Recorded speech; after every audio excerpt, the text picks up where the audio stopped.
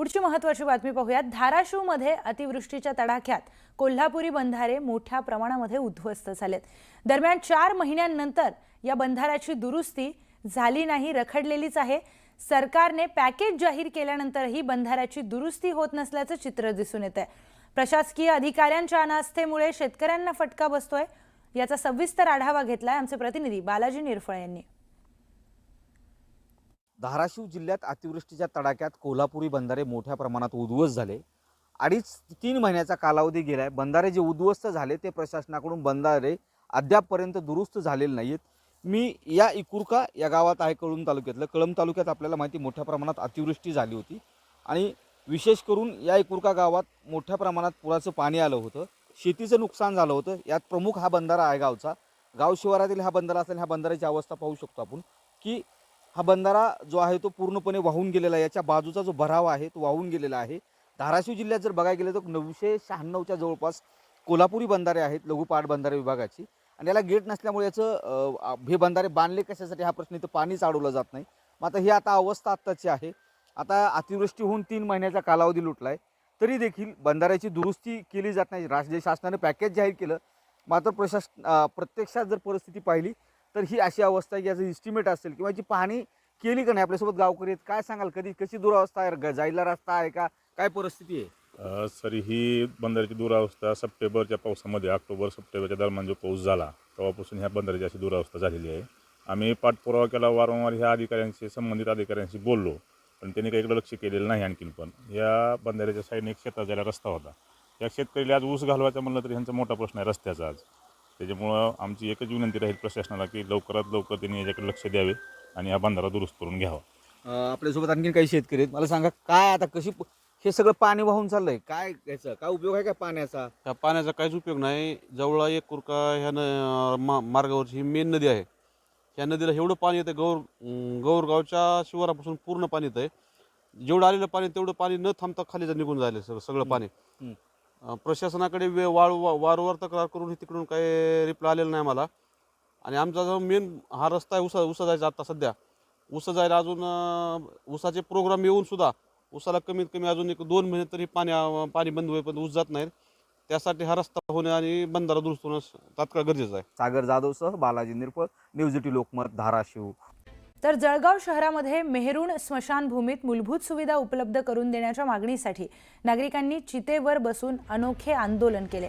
Electric शवदाहिनी, सभामंडप, अस्थि locker, सुरक्षा रक्षक नियुक्ती तसेच परिसरातील प्रदूषण कमी करण्यासह अनेक मागण्या नागरिकांनी महापालिकेकडे वारंवार केल्या।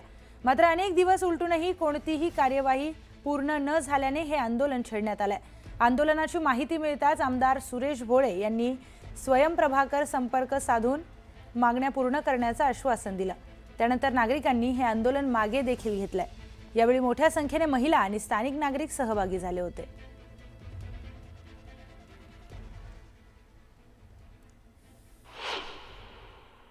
तेव्हा आम्ही खूप त्रास होतोय, आम्हाला लहान मुलं, वृद्ध मंडळी खूप त्रास होतोय। तर लवकरात लवकर ही स्मशानभूमी पुढे जावी आणि विद्युत व्हावी अशी मागणी आहे आमची। धूर असतो, एखादं प्रेत जर असेल तर त्याचा वास हा घरामध्ये येतो। त्यामुळे जेवण करण्यासही आपण विचार करतो की जेवायला करायचं की नाही, वैता घाणेरडा वास येतो आणि त्या दुर्गंधीमुळे प्रशासनाला समजत नसेल पण लहान मुलांच्या तब्येतीवर त्याचा परिणाम होऊ शकतो, वृद्ध मंडळी त्यांच्याही तब्येतीवर त्याचा परिणाम होऊ शकतो। सहज त्यांना काय वाटतं की काय होणार आहे, परंतु हे न कळत शरीरातले बदल होत असतात, ते या धुरामुळे होऊ शकतात। त्यामुळे प्रशासनाला आमची भरपूर दिवसापासून एकच मागणी आहे की ही स्मशानभूमी आता ह्या इकडच्या बाजूला स्थलांतरित करण्यात यावी आणि परत इथं जवळजवळ 10 ते 12 फुटाची जी भिंत आहे, संरक्षण भिंत, ती करण्यात यावी। आणि जर प्रशासन लक्ष देत नसेल तर आम्ही सर्व नागरिक अजून आमचं जे आंदोलन आहे ते तीव्र करू। पुण्यामध्ये राष्ट्रवादी शरद पवार पक्षाचे शहराध्यक्ष प्रशांत जगताप यांनी शरद पवारांची भेट घेतली आहे। कारण काय, तर मनपा निवडणुकीमध्ये दोन्ही राष्ट्रवादी एकत्र येण्यावरून प्रशांत जगताप हे नाराज असल्याची चर्चा होती। दरम्यान पुण्यामध्ये दोन्ही राष्ट्रवादी एकत्र येणार नाही असा शब्द शरद पवारांनी दिलाय, अशी माहिती प्रशांत जगताप यांनी दिली आहे। पुण्यामध्ये राष्ट्रवादी शरद पवार पक्ष महाविकास आघाडीच म्हणूनच लढणार असल्याची माहिती प्रशांत जगताप यांनी दिली आहे।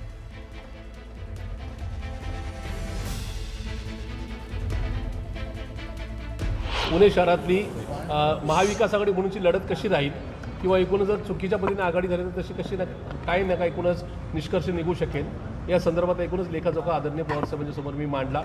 साहेबांनी त्यासाठी खूप सारा वेळ दिला. या सगळ्या चर्चा झाल्यानंतर आदरणीय पवारसाहेबांनी एक गोष्ट क्लिअर केली आहे की पुणे शहरामध्ये आणि राज्यामध्ये आम्ही महाविकास आघाडी म्हणूनच निवडणुका लढवणार आहोत. पुढची महत्त्वाची बातमी. तपोवनातील प्रस्तावित वृक्षतोडीला मनसेकडूनही विरोध करण्यात आलाय. मनसेच्या चित्रपट सेनेचे अमेय खोपकर यांच्या उपस्थितीमध्ये मनसैनिकांनी जोरदार घोषणाबाजी केली आणि विरोध दर्शवला. सिंहस्थ कुंभमेळ्याच्या पार्श्वभूमीवर तपोवनामध्ये साधुग्राम उभारण्यात येणार आहे. त्याच पार्श्वभूमीवर 2 आठवड्यांपासून तपोवन वाचवा मोहीम सुरू करण्यात आली आहे.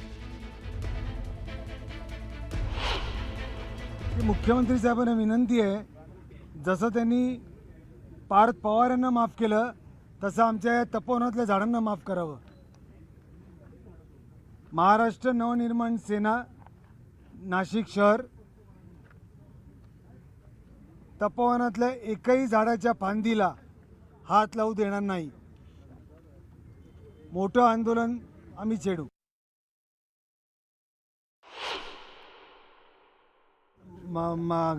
गिरीश महाजनांवर ते जे काय बोलतात याच्यावर कोणाचा विश्वास नाही. त्यांनी व्हिडिओ दिलेत मीडियाला, फोटो दिले, फोटो आहेत त्यांच्याकडे की ते इकडचं एकही झाड तोडलं जाणार नाही. पण मग मागच्या आपण वेळेला ज्यावेळेला मनसेची सत्ता होती त्याच वेळेला सिंहस्थ कुंभमेळा आयोजित केला होता. याच सगळ्या भागामध्ये साधू महंतांची राहण्याची व्यवस्था केली तेव्हा ही झाडं नव्हती इकडे. तेव्हा पण मग आता तुमच्याकडे पर्याय काय पर्याय सरकारने शोधायचा आहे. म्हणजे सिंहस्थ होऊ द्यायचा की नाही होऊ अहो द्यायचा? आम्ही भूमिका त्या आहे का? साधू संतांचं स्वागत करतो, पण हे असं आमच्या तुम्ही उरावर बसून सरकार इथे कुंभमेळा करत तर कसं होईल.